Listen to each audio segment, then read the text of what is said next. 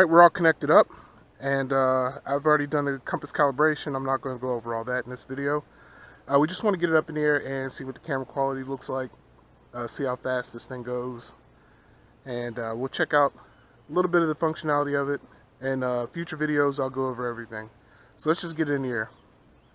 So we do arm the motors, turn these out, and then hit the takeoff button. There we go. So it hovers really nice. So if I push forward, it's in one. It's not doing any circling or anything like that. So this landing gear right here, looks like I didn't have it all the way down. So since it's pretty stable, I can go ahead and turn it. Okay. So this is in speed 1. That's how fast it goes in 1. Good for filming. So I'll go into, hit this button here. That's 2. That's a speed in 2. And then we'll hit the button again. And this is how fast it is in speed 3. So this is pretty fast for a brush quad. So this is y'all.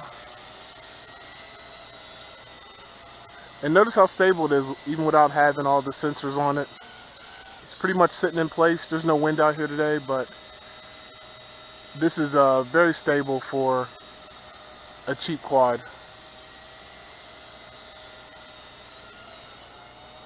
So what I want to see is the video quality. So I'll take it up some and then hit record. Now my video should be recording. We'll turn it around this way a little. And I'll just let it hover here for a second. We'll turn it slow. Or put it in speed 1. And then turn it real slow.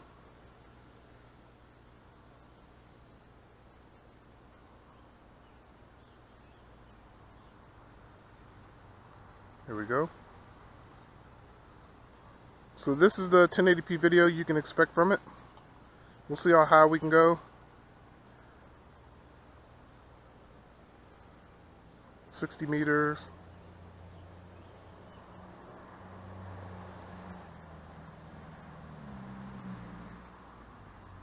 70. It's like 81 meters is the highest it'll let you go. So we'll do a range test another day. So I'll just bring it down. So now I want to test what happens if you have a problem. So I'll take it out a little bit away from its return to home point. And I'll put it back into speed 3 since we're outside. And I'll hit the return to home button, and that's by pushing this in. And it turned around and it's coming home. Once it starts to land, we'll go ahead and take it out of that.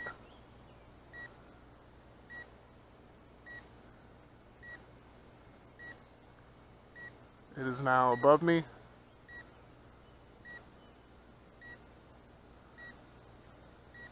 Okay, I'll take it out of return to home by holding the button again. We'll take it back out to where we were.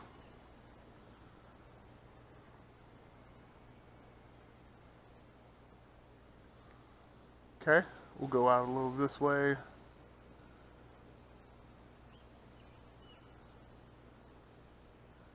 And let's see what happens if we were to lose the control signal. So I'll turn this off.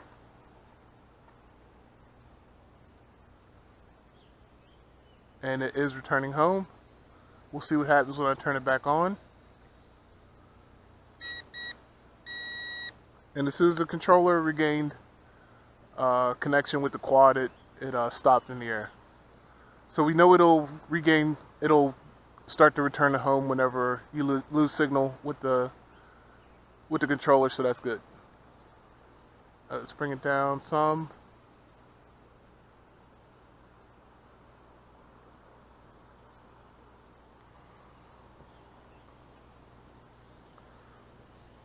So just to go over the controller, I'll leave it right around, let's turn it around a little bit. Let's turn it around to here. I'll leave it right around there for now. So just to go over the controller, again, this is your camera video. This one here does your speed. This is your gimbal up and down. This pressed in does the headless mode. This does your return to home. And this is take off return. I don't know if I already said that. And that's emergency stop. Again, be careful of that one there. And you have your waypoints here. There's your waypoint mode, and you can draw your waypoint. This is your follow mode and orbit mode. We'll go over those in another video. This video, I just wanted to get it in the air, test the quality of it, let you see the basic functions of the quad, how fast it goes, and the GPS functionality of it. And it is definitely very stable for if you wanted to do the other modes in it. If I just leave it here to hover after I bring it down and leave it there, I'm not touching the sticks, and it is really maintaining this position really well. So this must be using the updated GPS systems that some of the quads have. Some of them don't, and you can see them drift a little. Some of them will start to circle a little bit. This one seems to be dead on when it comes to accuracy. So that is really good in a $100 drone. Okay, it started when I was at 24%, 23%.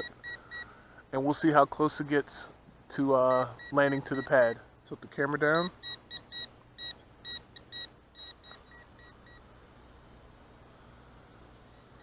So with these quads, you want to leave some space because it's only using GPS for return to home. So you'll get close to the pad, but 9 times out of 10, you're not going to be right on it.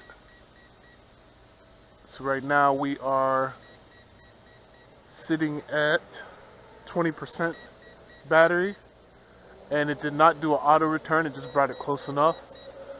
So we'll see what happens when we take it out a little further and let it go down under 20. Okay, I didn't wait long enough. It is coming down.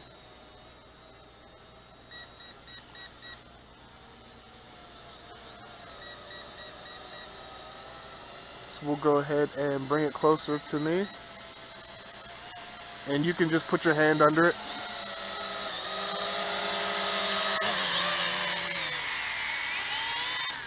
And it'll auto stop.